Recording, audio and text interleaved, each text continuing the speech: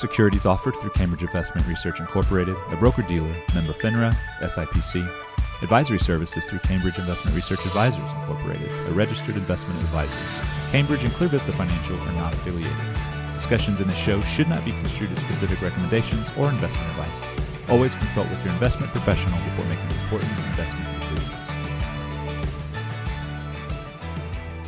Welcome, everyone, to the Spend Life Well show, where we apply biblical wisdom to your financial life. I'm Certified Kingdom Advisor Mark Trice, and in the studio with me today, as always, is the spectacular and fabulous financial advisor, Jesse Hamilton. Wow, thanks, Mark. I didn't say expert, so hopefully that'll get through compliance.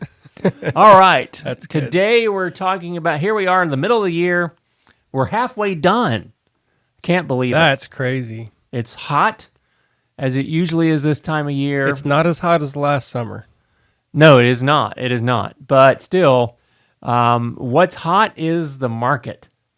And the middle of the year is always a good time just to check in and make sure everything's progressing as we had planned throughout the year. So today we're going to check out your financial goals, maybe encourage you to review your budget, and just give some general tips for the second half of the year.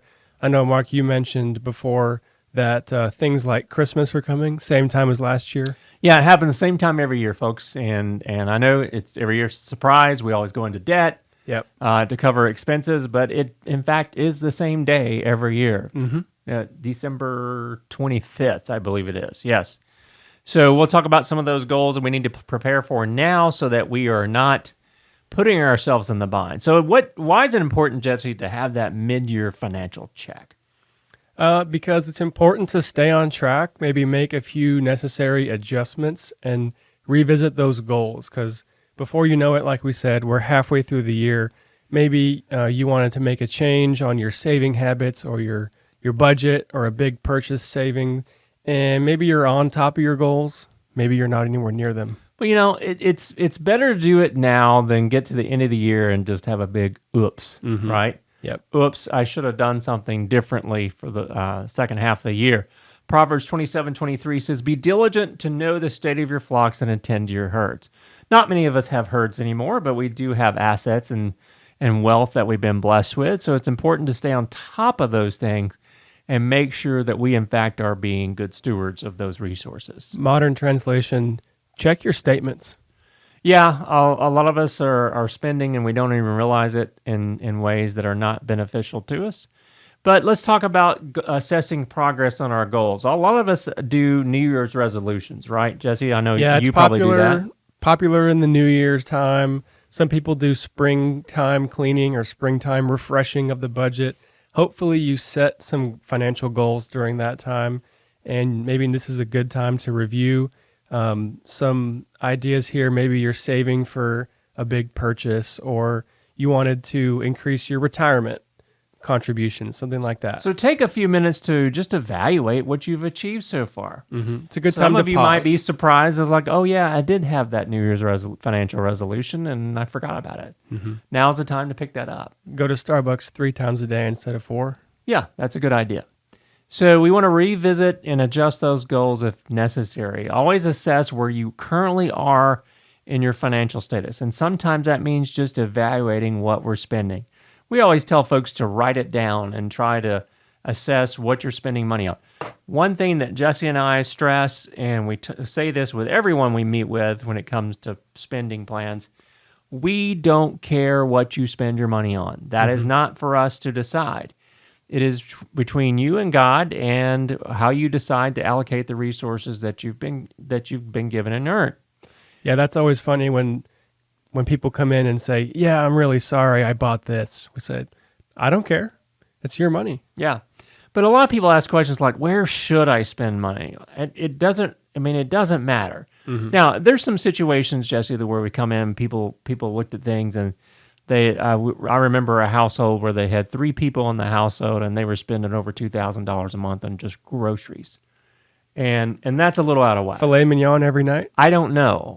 What we found out was they went to the grocery store every day. They had a lot of waste. Whenever they were hungry? And whenever they were hungry. They'd go right after work and, And so, make sure you're assessing where you are financially. Find out what you are spending.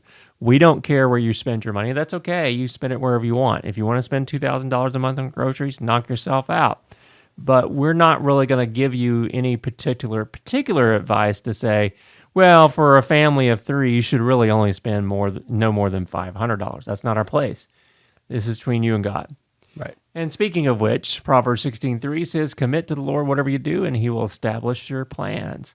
You want to make the Lord laugh? You just tell him what you're going to do. That is not a scripture or a verse anywhere, but I always am amused when I tell the Lord what I think I'm going to do, and he's just having a good time, right? So number 3, Jesse, budget review and adjustments. Yes. So this relates somewhat to the spending plan, right? It does, yes. But it's a great time to... This is the analysis part of it. Yeah, review your income, what's coming in, your essential expenses, so your mortgage or your rent, and your bills, your debt payments, and then looking at your savings and your giving. I should have said giving first. We believe that should be at the top, and it should be the first thing you talk about after your income. But then everything else you spend money on. And you want to look at those areas where, especially discretionary spending, where spending exceeded or maybe fell short of the budget. Yeah, so if you use a debit card or a credit card, log in and download the statement on a month by month and see how much you spent. You just need to know where your money went. And so for those of you that are just starting out, the goal is to have more income coming in than expenses going out. This is a very important, simple concept. But if you don't know where your money is going and you've got more money going out than's coming in, that means somebody is putting on some dollars on the credit card. Right. So make those adjustments and better align with your current financial priorities. Emphasize, we want to emphasize the importance of maintaining that balance between saving, spending, and first and foremost giving. Okay. Number 4, some practical tips for the second half of the year. Here we go. So boosting your savings is always a good idea. We never know what's going to happen in our lives. Mark and I believe that you should have an emergency fund in cash in the bank. So that emergency fund should be what? Anywhere between 3 to 6 months of your needs, At your a monthly minimum. needs at a minimum. Yeah. If you have zero emergency fund whatsoever, That's and where you're you just getting start, started, right? I think you should start by getting $1,000 in the bank. That's a good start. And that's not for saving for something or spending for fun. That is $1,000 to sit there and do nothing, then be your emergency fund. And earn a little bit of interest. Earn some interest. Yeah. But then once you can reach that 3 to 6 month level, that's where you want to be. So what about some other ideas for cutting expenses and maybe boosting a little bit of savings beyond the emergency fund? I can think of one right now, and this is the one Okay. I go to sleep on it, right? I go to sleep and forget that my sprinklers might be running in the yard to keep the yard green, right? If you're living in a house that has a yard. And I'm very guilty of this. I just kind of get busy and I just let them run on a regular cycle when it rained 2 inches the week before. Yeah. Always make sure you're monitoring that. That will really help you save money on your water bill going forward and so forth. And that's one idea. What about travel? I know we had a podcast a few weeks ago that talked about saving money on travel and planning for that. Those are other areas that it's real easy just to go have a good time. But if you plan that vacation well during the summertime here and save a few dollars there, here and there, that you'll really appreciate towards the end of the summer not having that debt. Yep. Now, let's talk a little bit about debt, though. So it's a good time to revisit your strategy on how you're going to pay it down and maybe bump it up to be more aggressive if needed. Of course, the biblical principle of debt comes from Proverbs 22:7. The rich rule over the poor, and the borrower is slave to the lender. And I always think that people fall a little bit asleep at this when they if you look at your debt at the end of the year versus what your debt is now, is it more or less? If it's not less, then something's going on there. You're spending too much. Folks, you want to have a plan for how you're going to pay down that debt.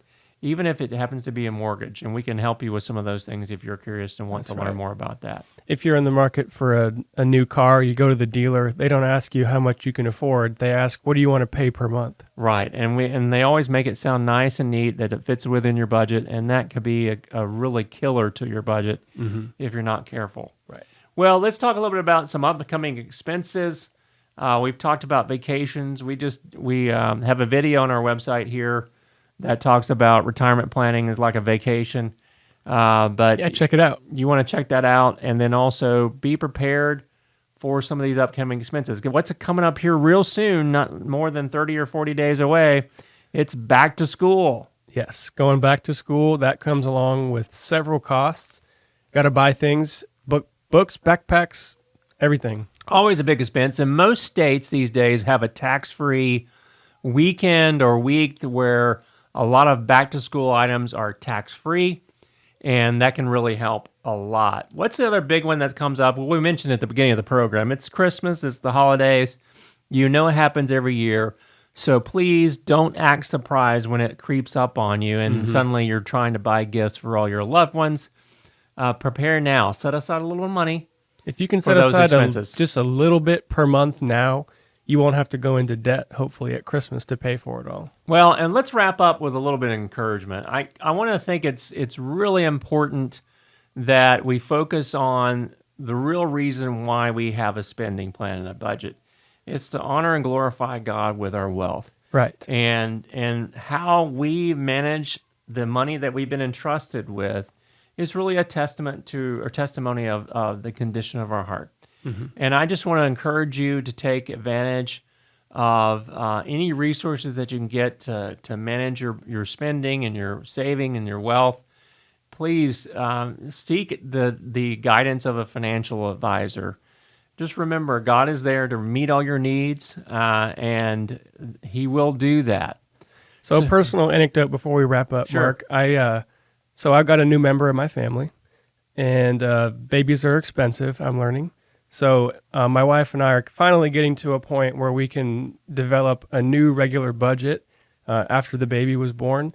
So we actually have some regularity here this month, which really helps us out. And that's why it's so important to check in. It just happened to line up perfectly with the summer where we had the right opportunity to redo our budget. And we downloaded the spreadsheet of our spending habits and increased things like diapers and formula and just revisited it all, and now we have a new budget to work off of. Definitely trim some things down because those kids cost a Not lot. any more gadgets. Jesse's found out that how many gadgets there are for a new child. It's incredible, and he's a techie guy. So They make our lives easier. huh? They make our lives easier. The tech. Maybe, or you just do it like everybody else has done for the last millennia. So, folks, thank you for listening and tuning in. Anytime is a good time to revisit your spending plan, revisit your financial plan. We want to thank you for tuning in. If you found this conversation helpful, just leave a little comment there, share it with a friend. And always, you can always ask questions in the comment fields as well. We'll be glad to get back to you on that. Or maybe even that will become a future topic of a future podcast. If you ever want to text Mark and I, you can do that anytime. Yeah, that's at 254-282-0495. That's our official Spend Life Well Show text line. And we'll get back to you shortly on that. But thank you, folks, for listening in. You've been listening to the Spend Life Well Show. Until next time, may you have a blessed week.